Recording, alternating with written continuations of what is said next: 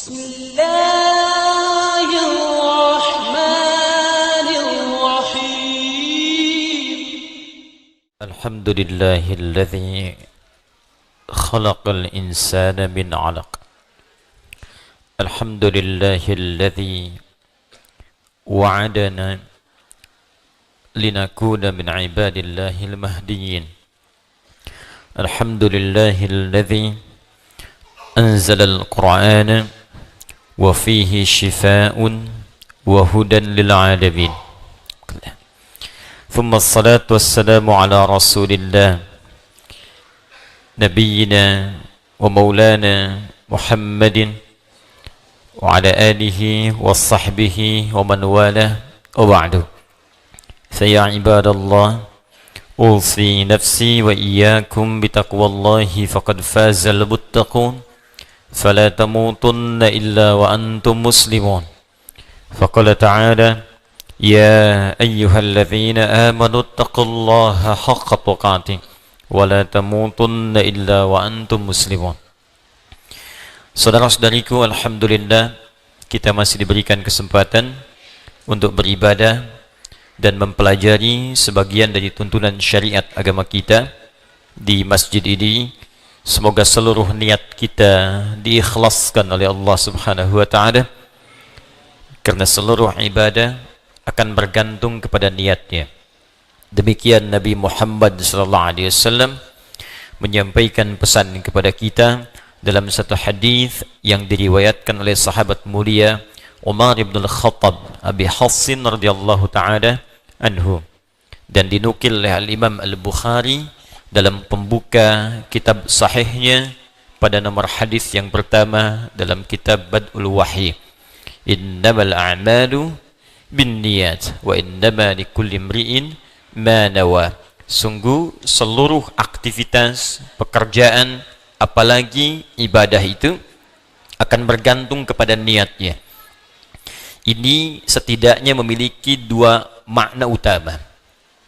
Pertama, semua hal yang terkait dengan motivasi, khususnya niat, itu akan sangat menentukan capaian, kesungguhan, dan kesuksesan sebuah pekerjaan.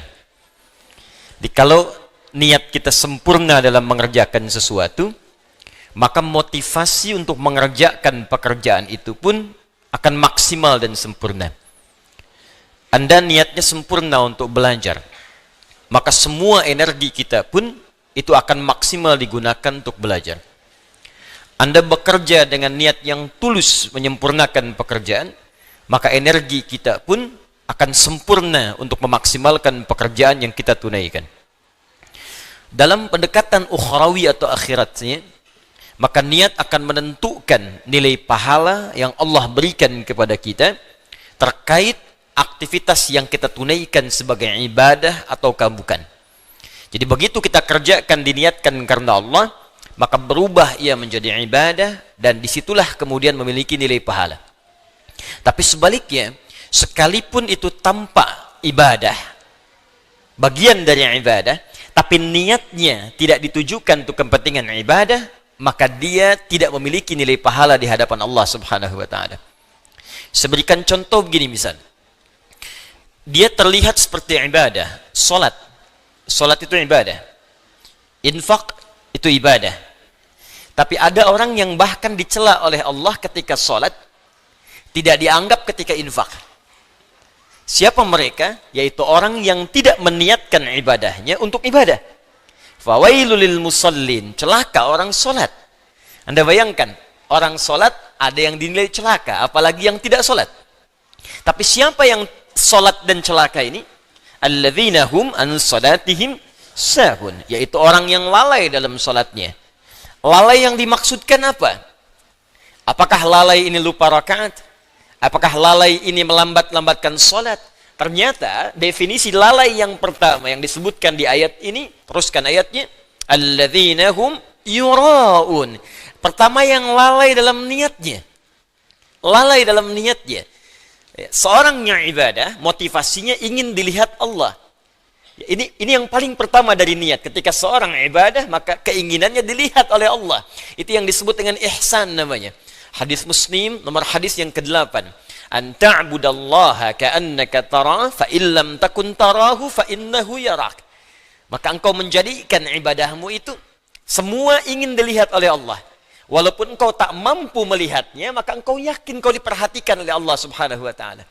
Ingin dilihat oleh Allah disebut ihsan sifatnya. Orangnya disebut muhsin. Ingin dilihat oleh makhluk salah niat, maka disebut riya namanya. Alladzina hum yura'un.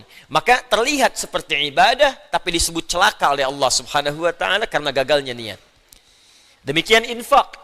Orang yang infak dengan tujuan bukan karena ibadah, hanya ingin dilihat oleh orang lain, maka disebut oleh Allah seperti orang yang bekerja tapi tak ada nilai. Seperti mengumpulkan pasir-pasir yang lembut lalu dihempas oleh buih-buih air yang kemudian menghabiskannya. Quran surah kedua Al-Baqarah ayat 264. Ya ayyuhalladzina amanu la tubtilu sadaqatikum bil manni wal adza kalladzi yunfiqu malahu ria'an nas.